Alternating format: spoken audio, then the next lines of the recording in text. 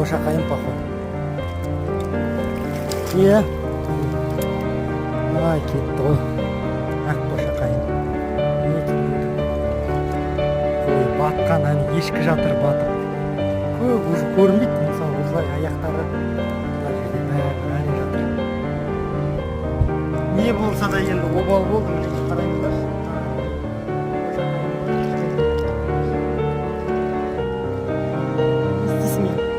Ана жолғы видеода көп лайк жинап, комментарий жинап, анасы қауышқан қошақай деп едім.